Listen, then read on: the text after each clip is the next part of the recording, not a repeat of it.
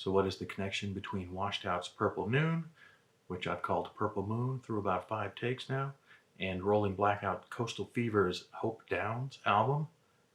It's just that they're both released on the Sub Pop label.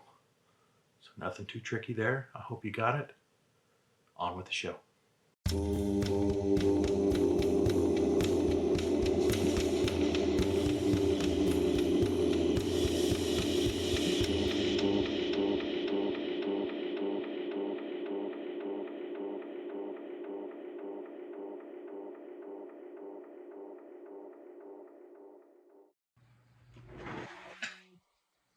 Hello VC, Plastic Eric here, Plastic Soundwave Cult, here for a lovely fall edition of Collection Connection, the game that's just an excuse to talk about music. It's a game that I play with my brother Bryce over on Good Show Ponsonby. Every Monday, I come up with an album that I've connected to his collection, and every Thursday he comes up with an album that connects to my collection. And we try to have you guys see if you know what the connection between the two is. Try to throw in an answer, see if you can figure it out, because Murdoch is starting to feel guilty that he's getting all of these, and he feels like he's taking away the joy from the rest of you. But don't worry, Murdoch. I'm just glad that you participate and that you get it right. So, you know your shit. So, with that being said, Bryce last showed Rolling Blackouts, Coastal Fever. Another tough name to remember, but damn, that's a good album. I'm trying to make me think who it's kind of garagey and power poppy kind of at the same time. It's got a lot of noisy guitars that I like. I like noisy guitars. I'm actually surprised that Bryce kind of likes these guys because they can get a bit jangly, but that jangly goes into some noisy stuff, nice distortion, and I love that kind of stuff. So I've only heard the album once, but I really dug it the first time I heard it. And definitely be one that I look out for.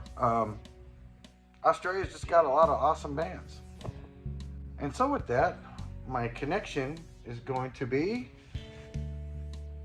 Emil and the Sniffers. New punk band out of Australia. Fantastic punk music. I'm on a couple of Facebook forums, about punk music and stuff, and a lot of those guys are old punkers from the day, and it's funny to me how it's a mix of some of them really, really like this, and other people freaking hate it. I personally like it a lot. I love it when somebody is influenced and finds joy in playing music that I still enjoy, because I know in the VC it tends to be a lot where people end up liking certain things and then that's all they end up liking, and that's fine. For me, as far as collecting goes, I like to find new stuff that I haven't heard. The stuff that I'm into now is new stuff like this, and then old stuff that I haven't heard because I was either too young. I'm really getting into stuff between 1970 and 1975. I like that kind of psychedelic music and some of that proto-punk stuff. And when it comes down to it, definitely these guys are totally punk influenced. Amy Taylor in this band has such a great attitude. The song I love on here is, I think it's called Take Me to the Country. No, Hurts. The line is Take Me to the Country. But Hurts, like the car rental company, that's what the song's called. And it fucking kicks ass. And this whole album kicks ass. And she's not afraid to say it and do it and whatever, I've recently seen a video from a YouTuber named Michael Pilmer, who is the manager for Devo.